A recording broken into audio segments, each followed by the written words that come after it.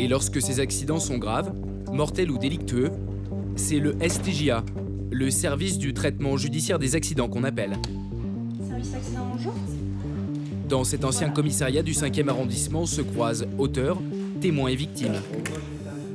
Oui, je pense à avoir... Donc vous pensez, vous ne savez pas si vous avez regardé. D'accord. Et moi, je vois juste quand les jambes sont prises, le corps qui avance devant et qui saute après. Ce service est unique en France. Il tourne 24 heures sur 24 avec ses 80 policiers. Tu veux que je te fasse une recherche de caméra? À sa tête, depuis 7 ans, un patron pas comme les autres, le commandant Jean-Pierre Jurkowski. C'est un expert des accidents. On reçoit des gens en détresse. On va s'efforcer de répondre aux attentes. C'est quoi l'attente? C'est de savoir qu'est-ce qui s'est passé, qu'est-ce qui est arrivé à leurs proches, par le biais d'une enquête. Alors, les gens vont vouloir savoir de quoi est mort leurs proches, et nous, on va s'efforcer de leur donner une réponse pour qu'ils puissent au moins faire leur deuil. Ces attentes des proches des victimes, le STJA va devoir y répondre. Nous sommes le 22 juillet 2012, un dimanche en plein cœur de l'été. Il est 19h, appelé en urgence, le service est envoyé sur une grosse affaire, rue de Flandre dans le 19e arrondissement. Un automobiliste vient de renverser une mère et sa fille de 11 ans qui traversaient un passage piéton. Elles ne survivront pas au choc. Tu vois, il y a ça, puis les traces de sang de la gamine juste là derrière. Percutées de plein fouet, les victimes ont été éjectées à plus de 40 mètres. Les traces témoignent de la violence de l'accident. La scène est rapidement isolée des curieux par une bâche. Les pompes funèbres, c'est appelé? Et en cette période de grandes vacances, l'affaire a fait grand bruit dans les médias. À Paris, le week-end a été meurtrier pour les piétons. Une mère et sa fille de 11 ans ont été fauchées hier soir par un automobiliste. Les témoins de l'accident sont encore sous le choc. La dame est morte et la petite fille était dans le coma, elle est morte. Une petite fille de 11 ans. Mais cette émotion, le service des accidents doit la mettre de côté. Dans ce genre d'affaires, le temps est compté, d'autant plus que le chauffard a pris la fuite. Autour du corps, l'équipe du STJA commence son investigation. L'impact remonte à moins d'un quart d'heure. Pour le brigadier Laurence, les premières observations sont cruciales pour l'enquête à suivre. Les pieds vers la gauche, là, vers le trottoir de gauche. Et la tête vers le trottoir de droite, tu mets qu'elle est perpendiculaire. De toute façon, tu fais des photos. On va lister ce qu'on jette, en fait. Après, on listera ce qu'on garde. Dans cette rue très fréquentée, un témoin va mettre les forces de l'ordre sur la piste du fuyard. S'il n'a pas assisté directement à l'accident, il a vu très distinctement la voiture, avec 5 personnes à bord. J'ai vu la voiture. Ouais. Je suis sûr que c'est un BM coupé, Ouais. noir ou bleu marine. D'accord. Avec 5 personnes à l'intérieur. 5 personnes à Et qui s'est l'intérieur. arrêté devant un hôtel qui est... Ouais, qui est juste sur la quai de Loire, je pense. Quai de la Loire, d'accord. Quai de la Loire. Et ils ont garé pour un moment là-bas et après ils ont dit que c'est... Je l'ai entendu parler des... Ils sont sortis du véhicule Ils ou... sont sortis du véhicule, ils sont partis, ils ont presque 10-20 mètres. Ouais. Et je l'ai entendu parler, ils disent attendez les gars, il ne faut pas laisser la voiture aussi. Donc ils ont remonté dans la voiture et il y avait deux couples avec leur chien, c'est moins un écrasé quoi. Ils sont partis comme des balles. Ouais. Mais D'accord. regardez. Alors votre témoignage est super important. Un témoignage capital. Les 4 passagers seraient remontés dans la voiture avec le conducteur, ce qui, aux yeux de la loi, en fait des complices d'homicide involontaire, des complices aussi de délit de fuite. 10 minutes plus tard, porte de la Villette, à quelques centaines de mètres du lieu de l'accident, les policiers de la BAC, appelés en renfort, ont intercepté la fameuse BMW noire. Son état ne laisse que peu de doute sur la violence du choc. Une arrestation houleuse selon les policiers de la brigade anticriminalité qui ont dû pointer leurs armes sur les fuyards pour les forcer à se stopper. Des fuyards directement placés en garde à vue. Sur place, le brigadier Laurence continue son investigation. Ok, c'est reçu. Rien de particulier, à l'exception de ce téléphone, retrouvé sur le siège du conducteur. Petit à petit, les scellés sont posés. La voiture devient alors une pièce à conviction. On a coincé le volant avec la boîte de vitesse.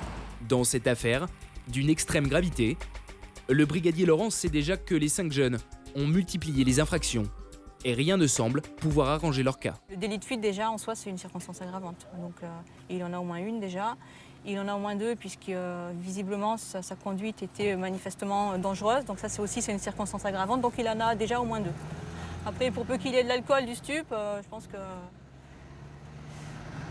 qu'il aura un peu la totale. 23h, au STJA, une longue nuit d'interrogatoire se profile. Les gardés à vue attendent leur audition. Ceinture, lacets, tous leurs effets personnels sont confisqués. Les prélèvements salivaires sont enregistrés, puis viennent les empreintes. C'est la procédure. D'heure en heure, le profil du groupe se dessine. Ils ont entre 21 et 27 ans. Tous sont originaires de la banlieue nord. Parmi eux, il y a un cuisinier, un serveur et un employé d'une agence de location de voitures. C'est de là que vient la fameuse BMW. Et les autres parlaient avec vous? Les auditions commencent. Les passagers sont les premiers à être interrogés. Chacun dans une pièce séparément. À ce moment de leur garde à vue, ils ne savent pas encore que la mère et la fille sont mortes. Bon, au cas où vous ne le sauriez pas, mais je pense que vous avez dû l'entendre, dans cet accident-là, les deux victimes, les deux personnes, les deux sont décédées, la mère et la fille.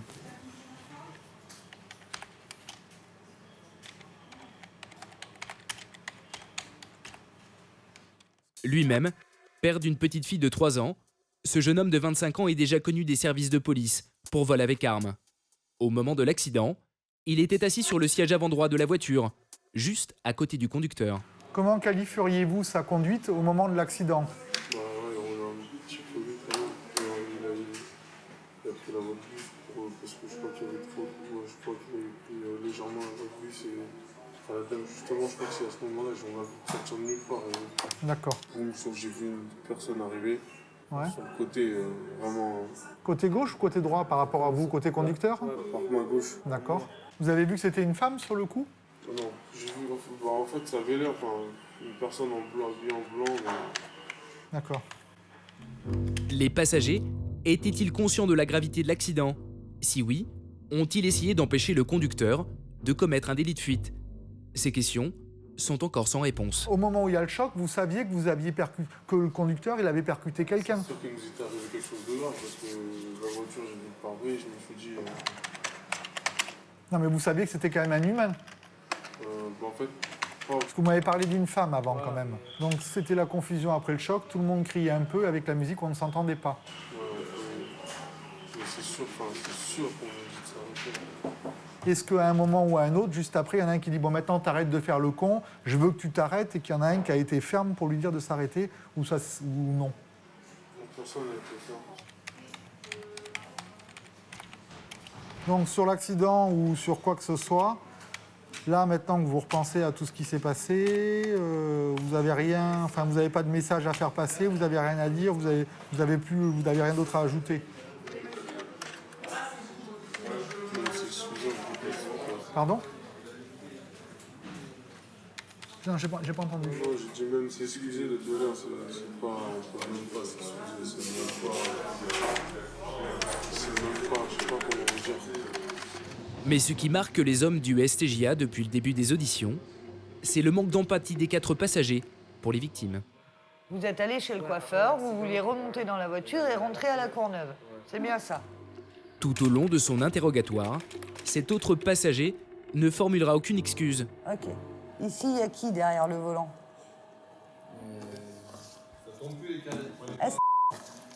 Donc vous le savez, c'est pas parce qu'il se fait arrêter en premier, c'est parce qu'il est au volant.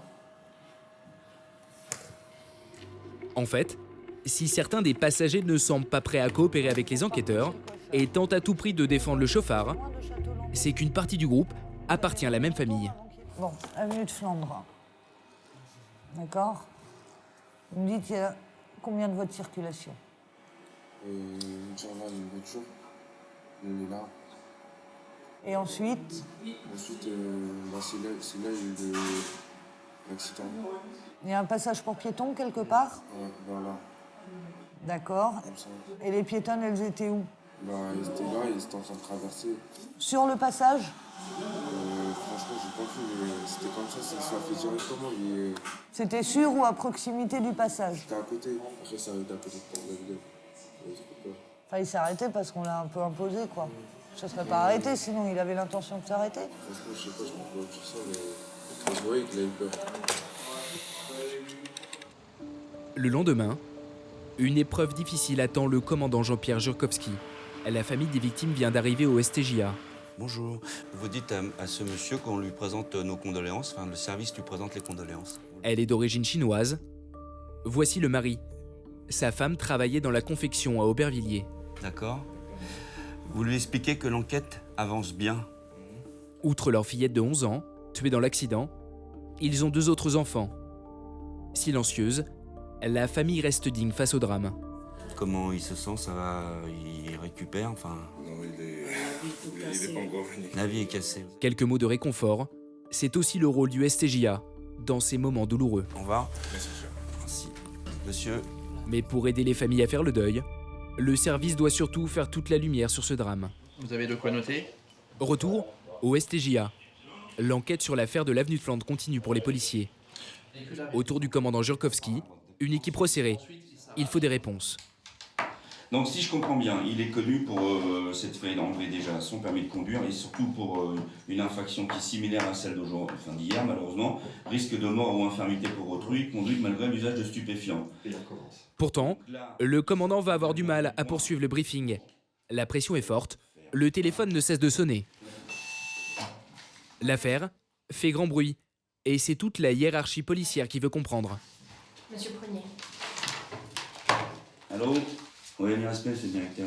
À l'autre bout du fil, le directeur de la sécurité de Paris. Il annonce au commandant la venue du ministre de l'Intérieur sur les lieux de l'accident. À quelle heure il sera le ministre?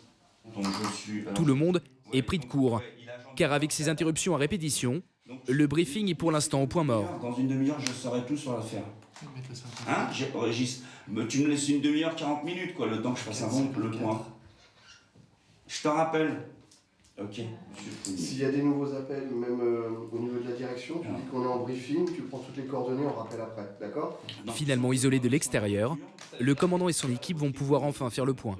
Alors on a un peu encore du mal à décanter ce qui s'est passé, mais on aurait des piétonnes, donc c'est une femme et sa fille de 11 ans qui traversent le boulevard, venant du terre-plein central, semble-t-il du terre-plein central, et allant donc de la gauche vers la droite selon le sens de circulation de la voiture. La personne traverse de la gauche vers la droite, le chauffeur double par la droite un véhicule et vient heurter et renverser ces 2 personnes qui décèdent sur le coup.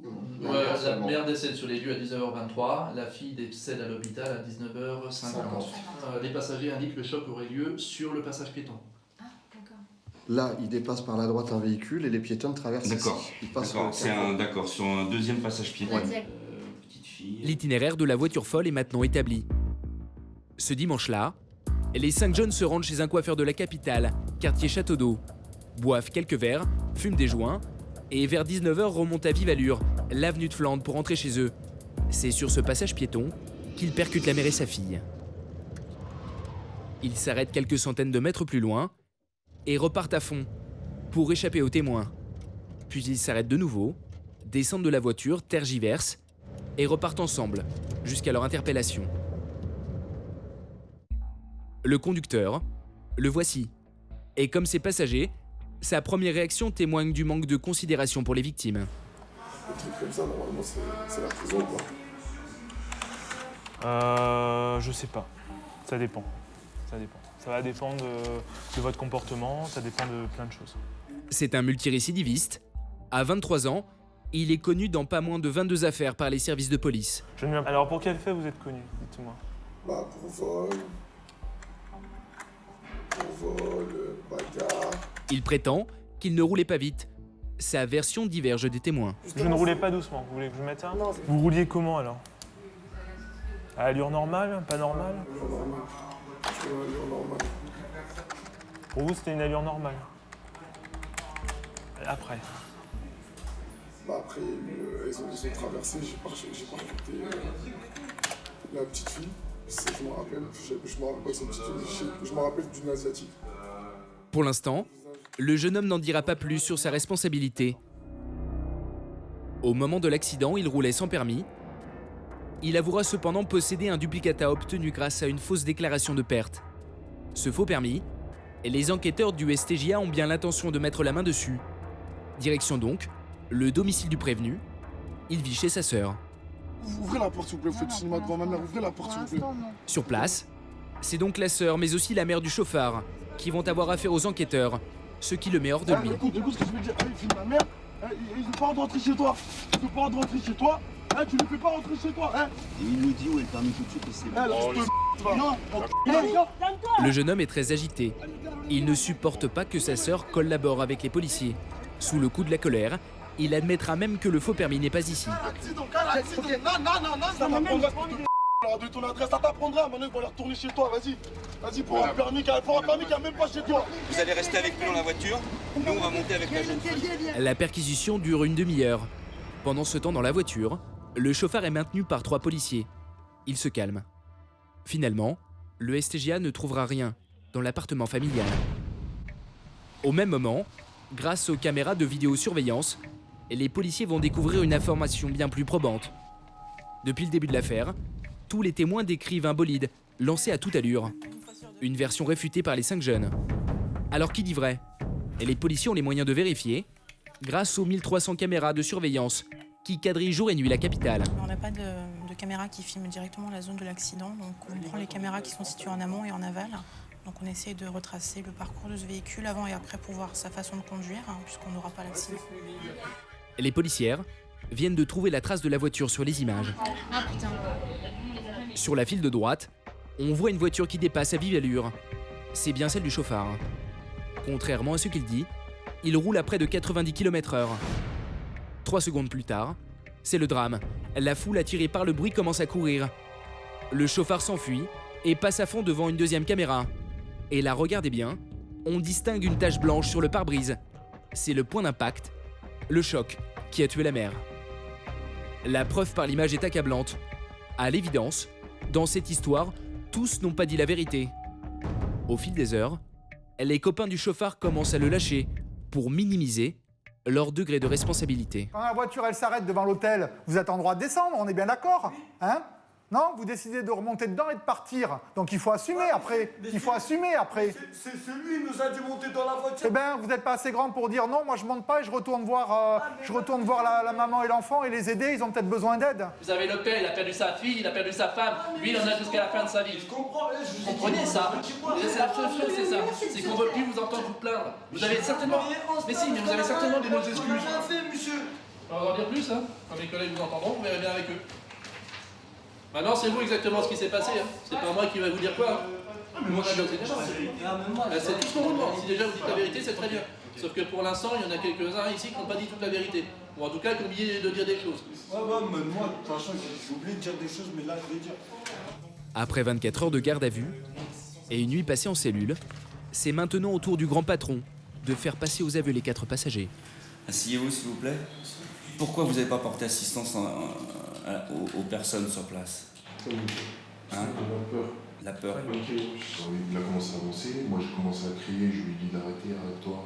Vous aussi, vous avez une part de responsabilité, vous auriez dû lui dire de... Non, mais en fait, on lui a dit de s'arrêter, il s'est pas arrêté. Par contre, non, je suis bloqué. Et il a passé la deuxième, il a commencé à avancer, il roulait plus vite. Donc pour éviter toute... genre pour relever la plaque. C'est lui qui a eu l'idée de repartir dans la voiture et de repartir. Vous avez essayé de lui dire écoute, viens, on va aller voir la police. Non, moi ce que je veux, sincèrement, c'est partir. À les entendre, les passagers n'ont visiblement pas compris qu'ils risquent la prison. S'ils sont reconnus complices d'homicide involontaire, ils pourraient passer les 3 prochaines années derrière les barreaux. Le fait que certains n'expriment aucun remords pourrait même être une circonstance aggravante. Le conducteur en aurait-il pris conscience? Au bout de 48 heures d'interrogatoire, il finit par assumer pleinement sa responsabilité. Là, j'ai tué une fille et sa mère. Même s'il faut que je lui dise en prison, j'irai en prison. De toute façon, j'assumerai mes actes, ça c'est sûr et certain. Dans l'attente de leur jugement, les 4 passagers ont été laissés en liberté. Le conducteur, lui, a été incarcéré et mis en examen pour homicide involontaire aggravé par un délit de fuite. S'il est reconnu coupable, il risque de passer 10 ans en prison. En un peu moins d'1 an, le STJA a traité 20 accidents graves, couplés de délits de fuite.